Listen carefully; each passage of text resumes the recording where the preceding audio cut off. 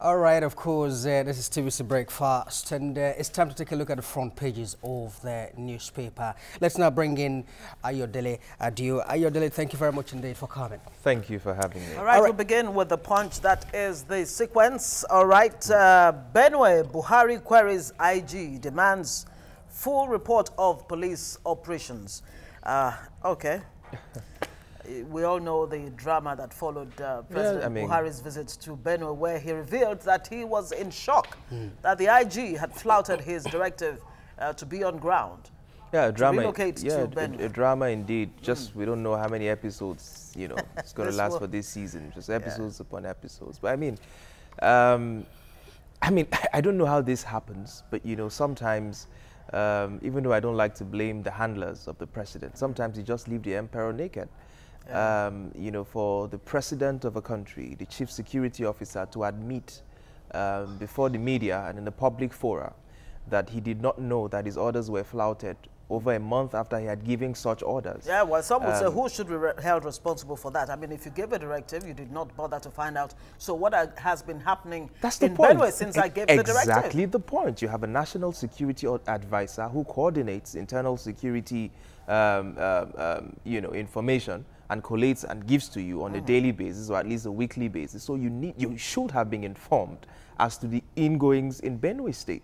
So if you did not know that the IG was not in Benue, it raises more questions than answers. And Adio, don't also forget that in the wake of the president's order that the IG should go to Benue to tame the happenings there, the reports emerged that the IG spent only 2 days. Oh yes, it was all over in the media. In fact, that it spent only 2 days and left. Yes, in fact, the Premium Times did a special story on the 1st of February.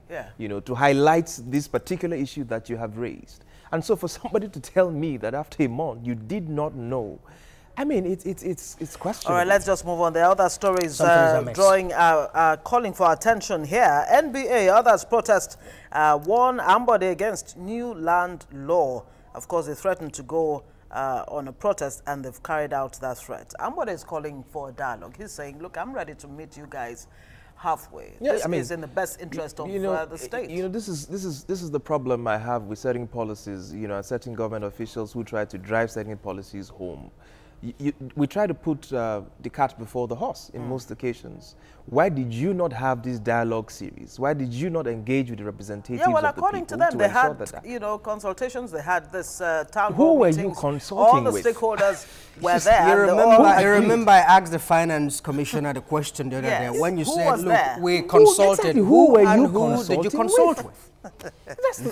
All right, still other stories. We'll just breeze very quickly through them. Senate House consult as Buhari rejects elections reordering. Of course, you can be sure we're going to be discussing that in the coming days. No date for passage of 2018 budget yet, says Senate. And Nigerians demand Rivers CP's resignation over artisan tortured by SARS.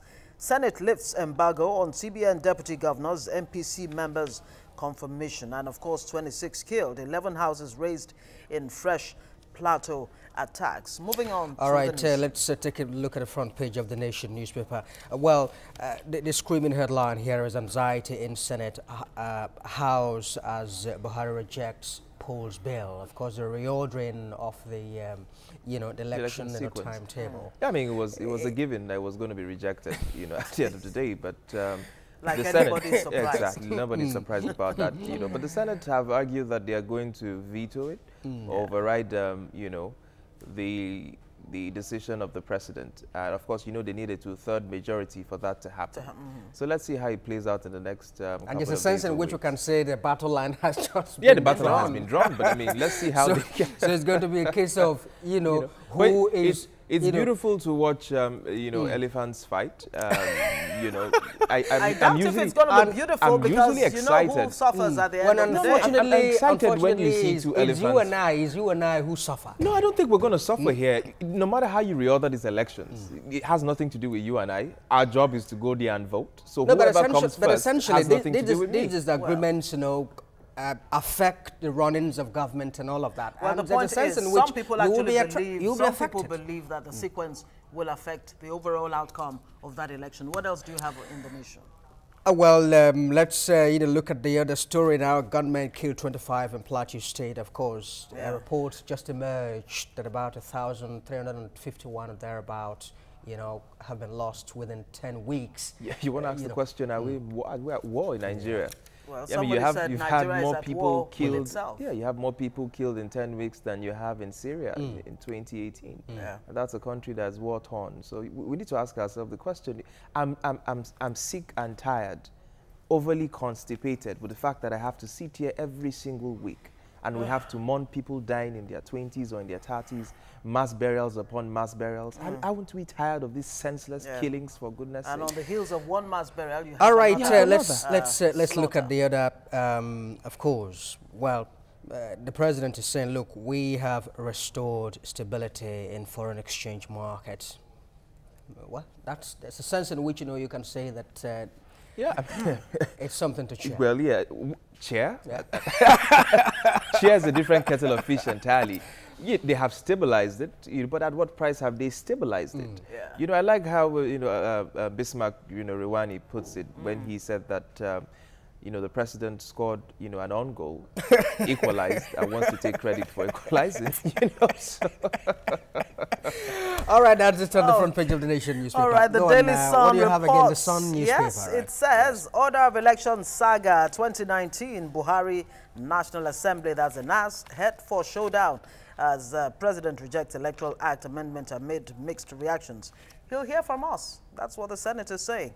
All right, moving on from that one, I stand by endorsement of my son-in-law. That's Okorocha, the governor of Imo State, reiterating his support for his son-in-law. Yeah, I mean, there were reports that he may have backtracked on that one, and he's saying, no, I've not done for me, no such thing. There's no need splitting hairs over that. He has the right to endorse whoever he wants to endorse. But if you're upset about it, let it speak at the polling booths. At the end of the day, people should go out and vote their conscience and not... But aren't you also concerned about a perception, that this it's more like a family affair?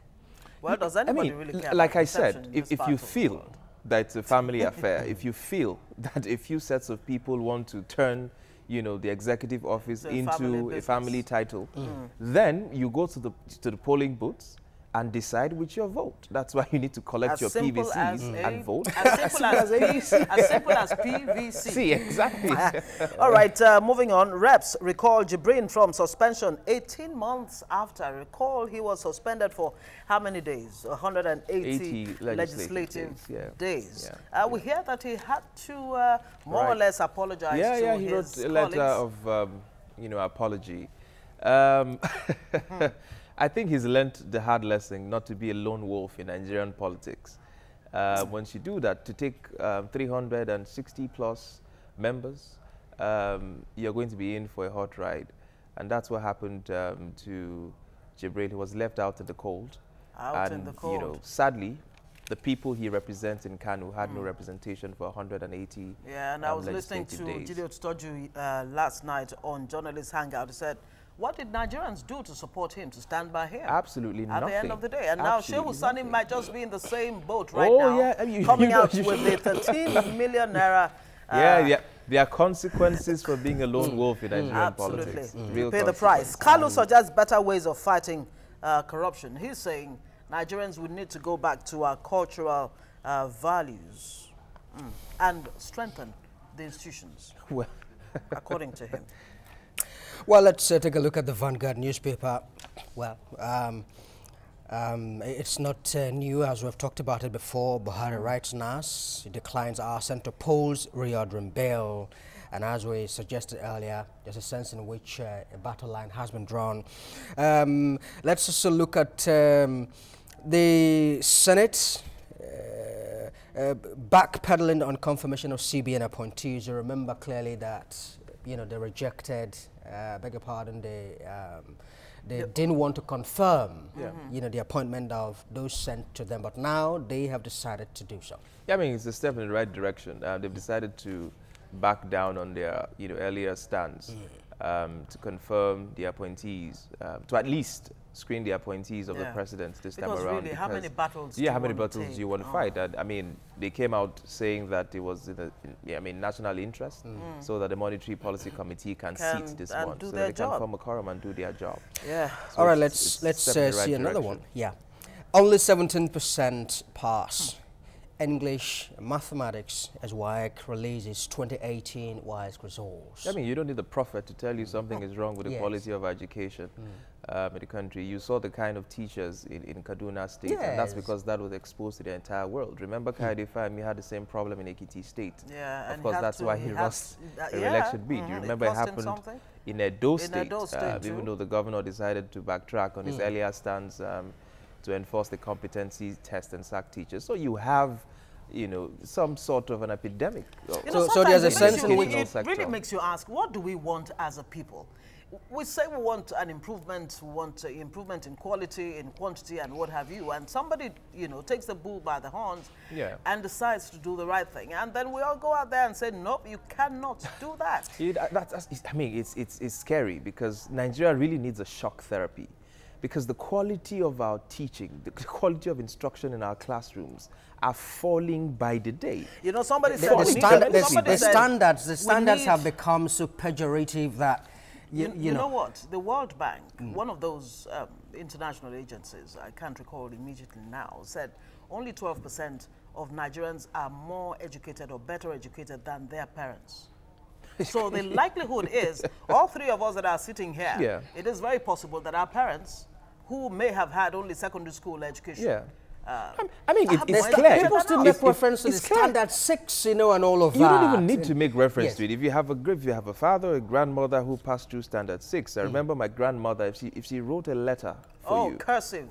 Like artwork. First of all, the quality of the writing, the skill, and then the diction, the quality of the diction. Wow. I shock you. Well, most of the brilliant editors you had in the 60s and in the 70s, most of the leading columnists that you read never even had a university education. They were secondary school graduates and what have you. Well, just this one to go. Trump has fired Rex Tillerson, Secretary of State. Were you surprised? No, Rex Tillerson has been a dead man walking for months. It didn't come as a surprise. He was just waiting for the right time to pull the trigger. At the end of the day. But somebody said, look, we need a madman like Trump. No, you see, that's what I like about Donald Trump. Once you are not towing his line, no matter how close you are, it doesn't matter what sacrifices you've done for him in the past. You're put on the chopping block. He fires you. Okay, this day is our final paper this morning. I'm trying to make out what our producer is saying. Trump sacks Tillerson after Africa visit. Why are they making it look like it's because they came to Africa? Look, it happened on Twitter even before he realized. Absolutely. With earnings of 745 billion naira, assets of 5.6 trillion, Zenith asserts status as largest tier 1 bank. Okay, that's their good business, really. Let's just leave it there. And presidential pat on the back for rice farmers. That's the picture that you see on the front page of this day there. So much to cheer about. Nigeria no longer importing thousands of metric tons of rice like we used to, from 600,000 metric tons to about 20,000 metric tons. All right, Ngozi. Yeah, we'll have to live with that. Yes, they have been prompting us to take a break. We must thank you very much indeed for coming to thank you for having me. share your thoughts on these issues.